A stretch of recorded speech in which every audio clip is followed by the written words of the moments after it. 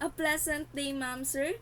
I am Jazelle Costales, a grade 12 student from Mariano Marcos Memorial High School under Technical Vocational Livelihood track, taking up home economics which included food and beverage services and bread and pastry production. By the way, I have a list here of your questions for work immersion interview and I promise to answer it all honestly. How would your boss, friends, co-workers describe you? Some of my friends and my boss also say that I am a selfless person because I am willing to help others even if I do not know them yet and even if I have my own needs in life. And when it comes to study, they say that I am an active person, especially in reciting. I always share what I have learned to the others so that they will know something about our lesson or topic. What are your hobbies? My hobbies are playing board games like chess and Scrabble, and also I really love to cook, acting, swimming, travel, and making spoken poetry. What do you see yourself in Where do you see yourself in 5 years? Maybe I see myself in 5 years after I've graduating this senior high school if I continue my study in college. I am applying on a company or I am working on a one company in a big company. But if I have stopped, I plan to apply on a restaurant even in a small places and the savings will be used to build my own business which included with what I studied before and I plan to return to study. Do you have prior experience? Maybe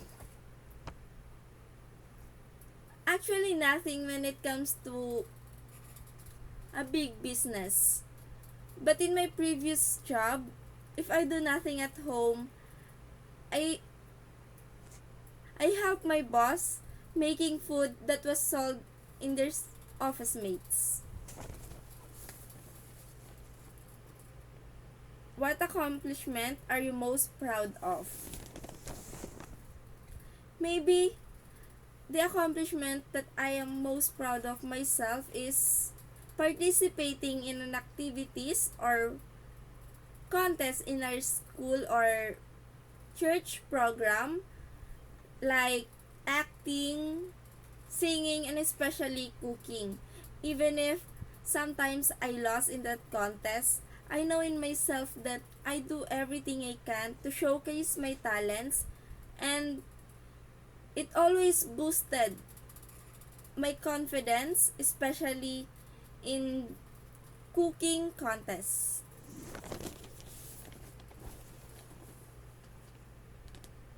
How do you deal with your stressful situation?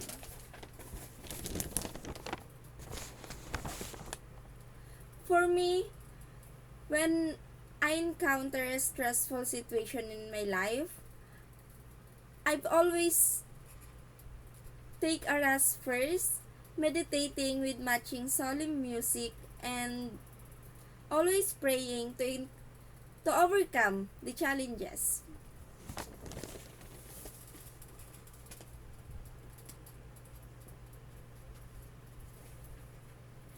What do you know about our company? Based on the feedback I gather from my friends and classmates who used to be partners of your company and the company you trained is very nice of your accommodation to each other.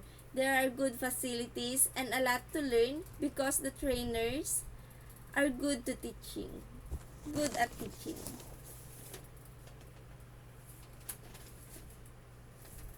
Why did you apply for this position?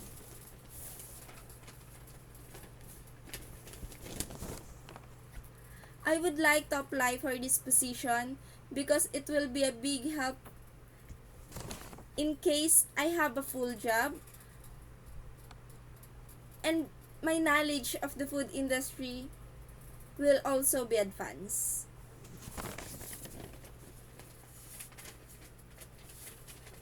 Why should we hire you? I deserve to be hired by your company. For me, I deserve to be hired by your company because I know in myself that even if I do not have enough knowledge in this industry, I will strive to learn more and know everything when it comes to this position that I have chosen, because since when I was young, it was my dream and I was ready to study, to learn everything more. Who was the most difficult person you ever worked with? Nothing, because I get along well and I make sure that nothing bad happens so that we don't have problems.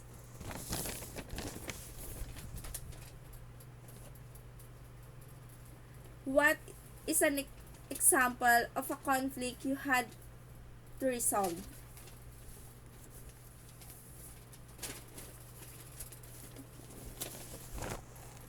Maybe the things that I know I can solve on my own without the help of others, like a simple arguments of my coworkers, instead of me taking side. I must be fair and safe and give advice to them to resolve it.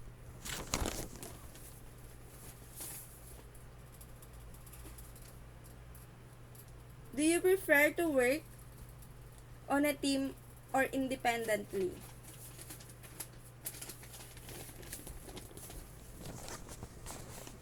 I both like that kind of work, but maybe for now, as a trainee, I would prefer to work with a group so that in case there are things I do not know, they can help me as well as I can share with them what I know. And of course, so that we can build each other teamwork even more.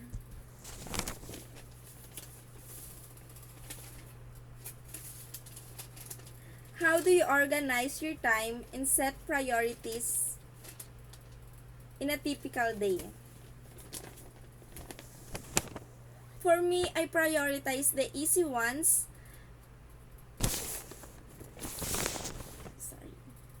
For me, I prioritize the easy ones, and the last one is the most difficult, so that I don't get pressured at the beginning and lost the desire to finish it.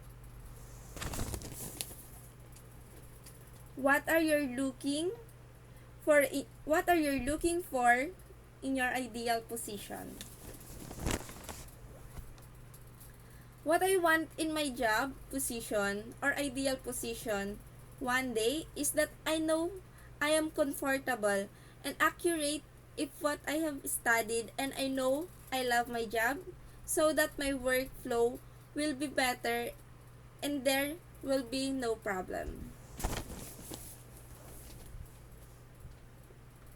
Would you rather complete a job on time or do it right? If I know in myself that I am not sure I can do, if I know enough, I am sure I can do it or I'll finish it right away. But if there are things I don't know yet, maybe I can't do it fast, but I promise I'll finish it and I learn how to do it. What type of work environment do you prefer?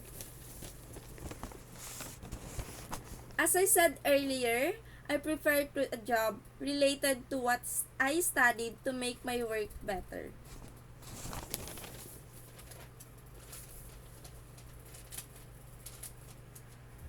What kinds of decisions are most difficult for you?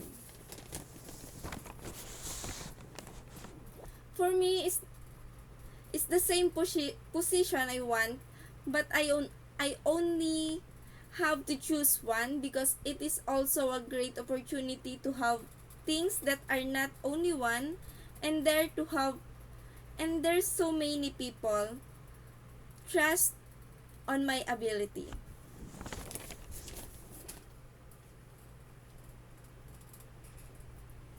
Do you have any questions for me?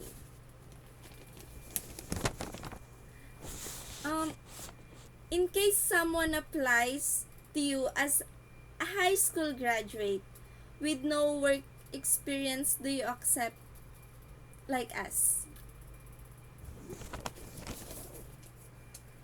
How many jelly beans can fit in an 8-inch by 10-inch by 12-inch container? Just like what I said on my introduction, I answer it honestly. And for me, I'm sorry, I do not know the real answer if this is a real computation. But for me, I just want to say that I do not know. I do not know po. Do you have any children at home? Nothing, but I am a working student right now, and I taking care of the child. That's be all. Thank you.